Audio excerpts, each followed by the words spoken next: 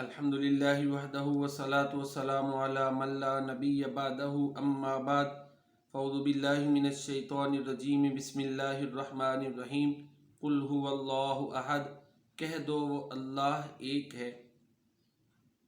محترم ناظرین کرام، السلام علیکم ورحمۃ اللہ۔ سورۃ الاخلاص، جسے سورہ قل هو اللہ احد عوام الناس کہتے ہیں، اس کی پہلی آیت مبارکہ کے حوالے سے چند گزارشات آپ کی خدمت میں پیش کروں گا۔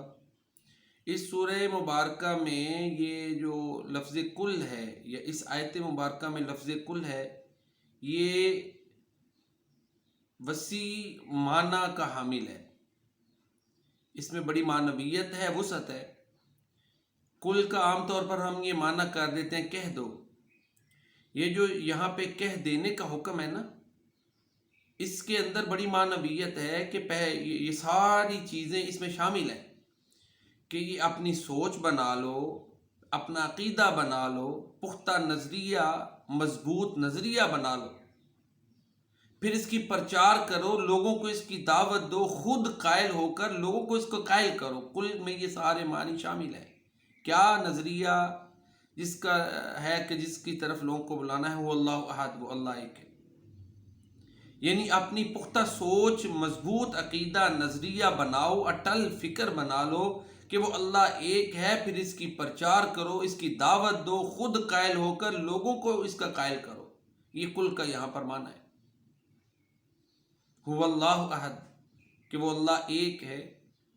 اگر اس کائنات میں اور الہ ہوتے تو کائنات کا نظام درم برم ہو جاتا۔ سورہ الحج میں، سورہ الانبیاء میں اللہ تعالیٰ فرماتے ہیں لو کان فیہما آلہۃ الا اللہ لفسدتا فسبحان اللہ رب العرش عما یصفون۔ اگر ان آسمان اور زمینوں میں اللہ تعالیٰ کے علاوہ اور کئی معبود ہوتے تو آسمان و زمین کا نظام درم برم ہو جاتا۔ جو کچھ یہ لوگ اللہ تعالیٰ کے بارے میں کہتے ہیں، اللہ تعالیٰ ان سب خامیوں سے پاک ہے۔ قُلْ لَوْ كَانَ مَعَهُ آلِهَةٌ كَمَا يَقُولُونَ إِذًا لَابْتَغَوْا إِلَىٰ ذِي الْعَرْشِ سَبِيلًا۔ کہہ دو کہ اگر اس کے ساتھ اسی طرح الہ ہوتا ہے جس طرح یہ لوگ کہتے ہیں، تو یہ الہ بھی عرش والے کی طرف رستہ تلاش کرتے، اس تک رستہ ہی حاصل کرتے۔ تو لہذا اکیلا اللہ ہے جو اس کائنات کا خالق، مالک، رازق اور نظام کو چلانے والا ہے۔ نظام کا درست چلنا اس بات کی دلیل ہے کہ اس کا چلانے والا ایک ہے۔ اگر ایک سے اس کو پیدا کر، ایک سے زیادہ اس کو پیدا کرنے والے ہوتے، اس نظام کو چلانے والے ہوتے، تو کائنات کا نظام درم برم ہو جاتا۔ سورۃ النور میں اللہ رب العزت، سورۃ المؤمنون میں بھی اللہ تعالیٰ یہی بیان کرتے ہیں، 18واں پارہ سورۃ المؤمنون، مَتَّخَذَ اللَّهُ مِن وَلَدٍ وَمَا كَانَ مَعَهُ مِنْ إِلَٰهٍ إِذًا لَذَهَبَ كُلُّ إِلَٰهٍ بِمَا خَلَقَ وَلَعَلَا بَعْضُهُمْ عَلَىٰ بَعْضٍ سُبْحَانَ اللَّهِ عَمَّا يَصِفُونَ عَالِمِ الْغَيْبِ وَالشَّهَادَةِ فَتَعَالَىٰ عَمَّا يُشْرِكُونَ۔ نہ اللہ تعالیٰ کی اولاد ہے، نہ اس کے ساتھ کوئی اور الہ ہے۔ اگر ہوتے تو ہر ایک الہ جو کچھ اس نے پیدا کیا تھا وہ لے جاتا۔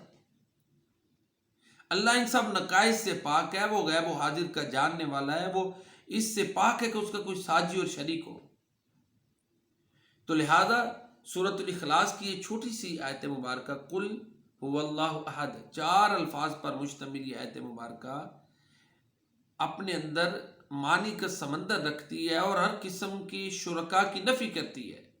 جس طرح کہ ایرانیوں کا عقیدہ تھا کہ نیکی کا خدا اور ہے، بدی کا اور ہے، تو اس کی نفی ہو گئی۔ کہہ دو وہ اللہ ایک، اکیلا ہی اللہ ہے جس نے کائنات کی ہر چیز کو پیدا کی اور چلا رہا ہے۔ نہ اس کی بیٹیاں ہیں، نہ اس کے معاونین ہیں، نہ جو ہے نا کوئی اس کا جو ہے نا اس کے کوئی برابر ہے، نہ اس کے ماں باپ ہے، نہ اس کی اولاد ہے۔ تو یہ سورۃ الاخلاص کا جو ہے نا یہ پیغام، خاص کر یہ پہلی آیت مبارکہ کا، علامہ اقبال نے بھی بڑی خوبصورت بات کی ہے کہ بہار ہو کے خزاں لا الہ الا اللہ، یہ نغمہ فصل گل و لالہ کا نہیں پابند، بہار ہو کے خزاں لا الہ الا اللہ، اللہ کے علاوہ کوئی معبود نہیں۔ ہر حال میں یہی عقیدہ ایک مسلمان کا ہوتا ہے، وہ اسی کی پرچار کرتا ہے، اور سارے نبیوں کی دعوت کا آغاز، نقطۂ آغاز اور نقطۂ اتحاد یہی دعوت ہے۔ وما ارسلنا من قبلک من رسول الا نوحی الی انہ لا الہ الا انا فاعبدون۔ اللہ تعالیٰ فرماتے ہیں نبی ہم نے آپ سے پہلے جو بھی رسول بھیجا یا نبی بھیجا اس کی طرح ہم نے یہی وحی کی۔ اللہ فرماتے ہیں کہ میرے علاوہ کوئی الہ نہیں، تم نے میری عبادت کرنی ہے۔ تو قل هو اللہ احد، کہہ دو وہ اللہ ایک ہے۔ اس عقیدے کے قائل ہو جاؤ، اس کی جو ہے نا وہ پرچار کرو، تبلیغ کرو، اشاعت کرو کہ اللہ کے علاوہ کوئی عبادت کا حقدار نہیں ہے۔